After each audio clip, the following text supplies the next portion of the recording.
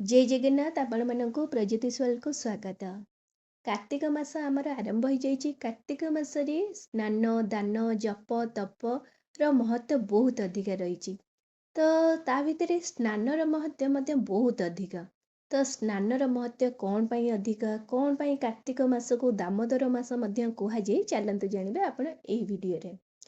स्कंद पुराण अनुसारे कार्तिक मासर महत्व बहुत अधिक। हिंदू शास्त्र रे कहुଯାଇଛି कार्तिक मासरे ब्रह्म मुहूर्त स्नान करिले समस्त पाप नाश हुए और असीम पुण्य मिलता है। स्कंद पुराण रे वर्णित होईछि कार्तिक स्नानेन पापानि पुण्यानि सम वृद्धये। अर्थात कार्तिक मासरे प्रतिदिन स्नान कले पाप समस्त नाश हुए और पुण्य सहस्र गुण बढ़ी थाए। कार्तिक मासरे ब्रह्म मुहूर्त माने अर्थात सकाळ 4टारू 5:30 भितर से समय भितर माने ब्रह्म मुहूर्त समय आपण जदि पवित्र नदी जमती कि गंगा जमुना महानदी चंद्रभागा बिंदु सरोवर कि कौनसी भी पवित्र नदी रे आपण पवित्र नहले भी सेमिति भी कौनसी नदी पोखरी तो से सब रे स्नान कले आपण को स्नानर फल बहुत अधिक मिलता है। ता सहित आपण को मोक्ष प्राप्ति मध्य होइथाय। यदि आपण माने माने माने सेही भली पवित्र नदी रे स्नान करि पार नांती ताहाले आपण प्रतिदिन सेही ब्रह्म मुहूर्त रे घरे गाधेइले मध्य सेही पानीले अल्प परिमाण रे मध्य गंगा जल मिसई देले आपणकर सेही समान माने फल मध्य आपण को मिलता है। ता व्यतीत कुहाଯାଏ जे माने ए कार्तिक मासरे गोटे राजा कौन करथिले कार्तिक स्नानर व्रत पालन करथिले जहा द्वारा तांकर माने स्वर्ग रे सबु देवता माने प्रसन्न हेइथिले आउ स्वयं भगवान नारायण तांको दर्शन देइथिले। तो एई कथारु आपण जानि पारथिबे कार्तिक मासर स्नानर फल माने एते अधिकता है जे आपण चाहिबे जदि भगवान विष्णु भी आपणकर समस्त मनोकामना पूर्ण करिवे ता सहित सबु पापरु मध्य क्षय मिलता है। ता व्यतीत कार्तिक मासरे हबिशाली माने विशेष करी तांकर स्नानर महत्व तांको पाई बहुत अधिक थाए। विधवा महिला माने कार्तिक मासरे हबिष खाती हबिशाली माने व्रत करी थांती से माने प्रतिदिन प्रभु जगन्नाथ मंदिर को जाती सेठी स्नान करती तांको दर्शन करती तुलसी गछमूल माँ वृंदावंती को आरती करती आउ शेषे हबिशाली अन्न खाई थांती। तो यही भली हबिशाली माने तांकर गोटे परंपरा माने रही आछि सेमानक पई सेमाने करी आछुंती केवल निजर जीवन मोक्ष प्राप्ति करिया पई। ता व्यतीत भक्तिर प्रभावरु आपण जदि गोटे मासर व्रत करचंती भगवान को भक्ति करूचंती ताहले से भक्तिर प्रभावरु मध्य शरीरर शुद्धि हवा सह मानसिक शांति मध्य रही थाए। ता व्यतीत स्नान करिबा द्वारा आपणकर तपस्या कि आपणकर पूजा दानर फल आपण को एकाथरे एई स्नानर फलरु मिलता है।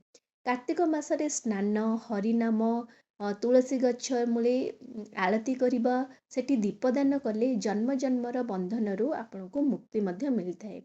तेणु करी कार्तिक मासर स्नान केवल देह परिशुद्धि रे सीमित नुहे बरं एहा मन आत्मा और जीवन को माने शुद्धता करथाए।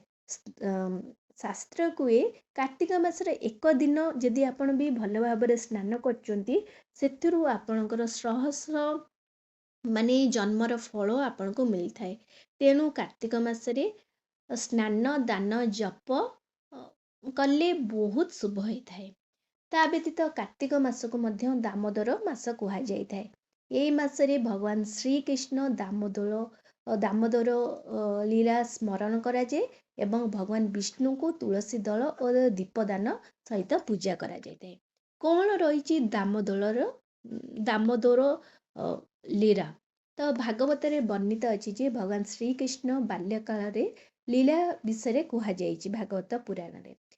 माँ जसोदा श्रीकृष्ण को जितेबले कौन करथिले दौड़ बांधी देइथिले तो सी जिते बांधिबा को चेष्टा करथिले किंतु सबुबले दौड़ी दुई आंगुली छोट होई पड़थिला।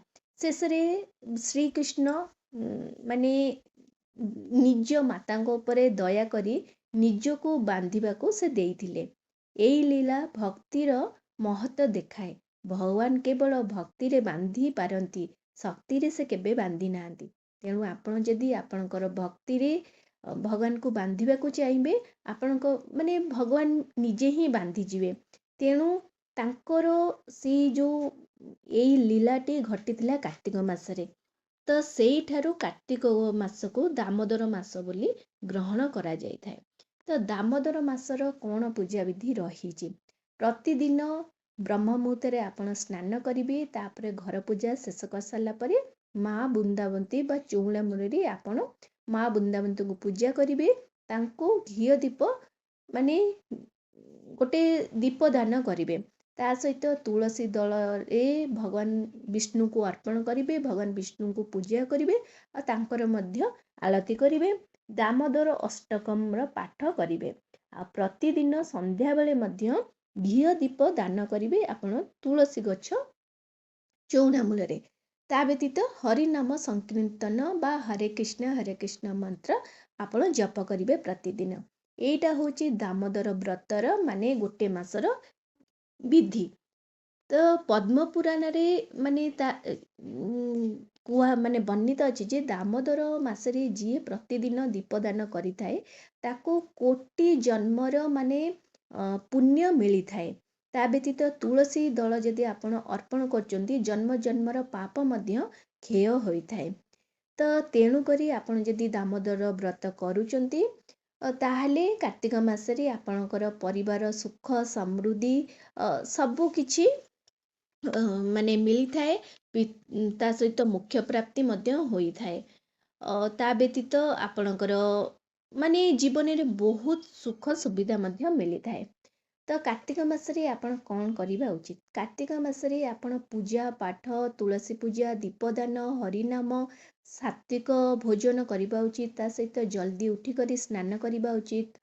ଭଗବାନ ବିଷ୍ଣୁଙ୍କର ନାମ, ଭଗବାନ ବିଷ୍ଣୁଙ୍କର ପୂଜା, ସୋମବାର ହେଲେ ଆପଣଙ୍କର ଭଗବାନ ଶିବଙ୍କର ପୂଜା କରିବା ଉଚିତ। ଏଇ ମାସରେ କ'ଣ କରିବା ଉଚିତ ନୁହେଁ? ଆପଣଙ୍କୁ ସେଇ ମାସରେ ବିଳମ୍ବ ପର୍ଯ୍ୟନ୍ତ ଶୋଇବା କି ଆମିଷ ଖାଇବା, ମଦ ମାଂସ ଖାଇବା କି ଆପଣଙ୍କର ଆମିଷ ଯୁକ୍ତ ଖାଦ୍ୟ ଖାଇବା, ପିଆଜ ରସୁଣ ଖାଇବା ଉଚିତ ନୁହେଁ। କି ପର କଥା କହିବା, ତା ବ୍ୟତୀତ ଆପଣ ପର କଥା କହିଲେ କି ଆପଣ ଆଉ କାହା ନାଁରେ ଚୁଗୁଲାମି କଲେ କି କାହାକୁ ନିନ୍ଦା ଅପମାନ ଦେବା ମଧ୍ୟ ଉଚିତ ନୁହେଁ।